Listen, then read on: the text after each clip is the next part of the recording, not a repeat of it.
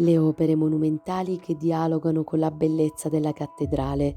una mostra a cielo aperto che la città barocca per eccellenza dedica all'artista polacco Mitorai, adottato in tenera età,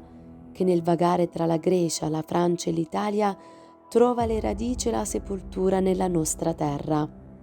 il quale inoltre rimase affascinato dal barocco di Noto, che definiva più umano nella sua leggerezza. Qui, dalla sua scalinata che rappresenta la fatica che porta alla luce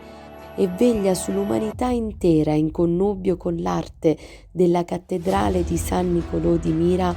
con cui si lega la storia d'origine delle statue e da cui si evince che nulla avviene per caso e tutto ha un filo conduttore che lega la mostra, la struttura e la musica, attraverso cui si tenta di tradurre in pensieri ciò che le immagini evocano. Lo stile di Mitorai è fortemente radicato nella tradizione classica, con una particolare attenzione ai busti maschili. Egli presenta tuttavia anche una svolta postmoderna attraverso l'ostentata enfatizzazione dei danni subiti dalle sculture classiche, ottenuta mediante la realizzazione di arti e teste troncati. Infatti, le strutture nelle sue figure alludono al mistero dell'antico che si manifesta a noi per frammenti, come reperti, allusioni ed evocazioni storiche.